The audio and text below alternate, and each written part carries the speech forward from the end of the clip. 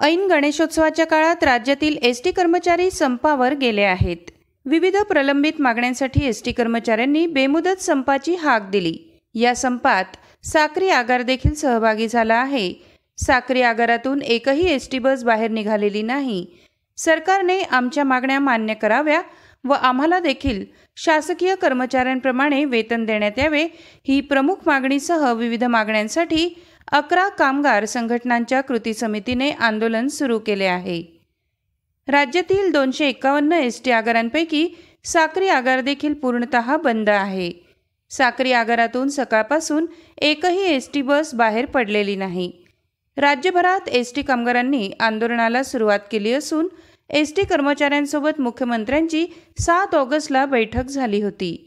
त्याच बैठकीत 20 ऑगस्ट रोजी बैठकीच्या आयोजनाचं पत्र देण्यात आलं होतं। मात्र 20 तारीख देऊनही बैठक झाली नाही, त्यामुळे एसटी कर्मचारी संतप्त झाले आहेत। वेतनाच्या विषयावर सरकारने बैठक घेतली नसल्याने कामगार संघर्षाच्या परिणामी ऐन गणेशोत्सवात एसटीच्या आंदोलनाचा कोकणवासियांसह अन्य प्रवासींना फटका बसलाय। एसटी कामगार संघटनेकडून राज्यभरासह साक्री आगारात देखील धरणे आंदोलनं आणि निषेध करण्यात येत आहे।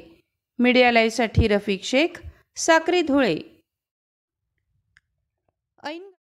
महाराष्ट्रातील सर्व एसटी कामगारांच्या वतीने स्वतःच्या मनाने एसटी कर्मचाऱ्यांच्या आर्थिक प्रश्नाबाबत महाराष्ट्रभर कामगारांनी स्वतः धरणे आंदोलन पुकारलेलं आहे।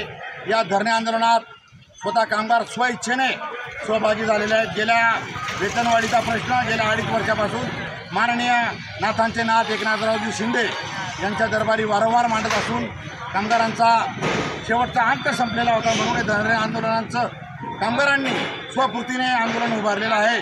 तरी कामगारांना अपेक्षा आहे माननीय मुख्यमंत्री महोदय माननीय एकनाथरावजी शिंदे यांच्या माध्यमातून कामगारांचा आर्थिक प्रश्न सुटणार, म्हणून हा माध्यमातून मेसेज जावा म्हणून कामगारांनी महाराष्ट्रभर हे धरणे आंदोलन पुकारलेलं आहे।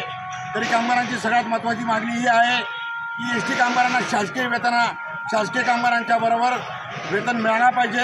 एसटी कामगारांचे जे 2 वेतन करार रखडलेले आहेत 2016 ते 20, 2016 ते 24 हे वेतन प्रलंबित करार माननीय एकनाथरावजी शिंदे यांनी केले पाहिजे ही कामगारांची प्रामाणिक इच्छा आहे।